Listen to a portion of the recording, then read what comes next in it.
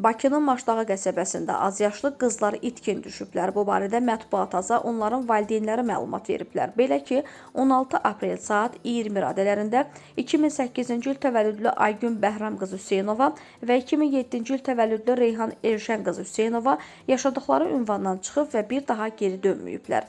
Onlar dayı qızı və bibi qızı olublar. Qızların itkin düşməsi ilə bağlı Daxili İşlər Nazirliyinin mətbuat xidmətinin əməkdaşı polis leytenantı Lumu İsrafilli bildirib ki, itkin düşmə kimi axtarışa elan edilən 2 yeniyetmənin tapılaraq aidiyyəti üzrə təhvil verilməsi istiqamətində polis əməkdaşları tərəfindən tədbirlər görülür.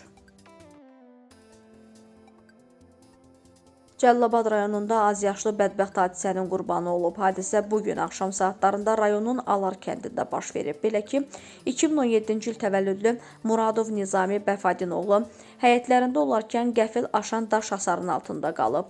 Ağır xəsarət alan azyaşlı rayon xəstəxanasına çatdırılsa da onun həyatını xilas etmək mümkün olmayıb. Faktla bağlı araşdırmalara başlanılıb. Kürdəmirdə baş verən yol nəqliyyat hadisəsi nəticəsində yük maşını aşıb, yüklər yola dağılıb. Hadisə Bakı-Qazax magistralının rayonun Qarabucaq kəndi ərazisindən keçən hissəsində qeydə alınıb. Yük avtomobilinin sürücüsü Ucar istiqamətində hərəkətdə olarkən idarəetməni itirib. Nəticədə maşın yolun hərəkət zolağından çıxaraq qarşı istiqamətə keçib və aşıb.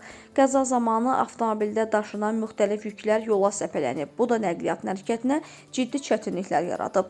Əraziyə cəlb edilən yol polisi əməkdaşları hərəkətin bərpası və təhlükəsizliyin təmin olunması üçün tədbirlər görüblər. Hazırda qəzanın baş vermə səbəbləri araşdırılır, faktla bağlı araşdırma aparılır.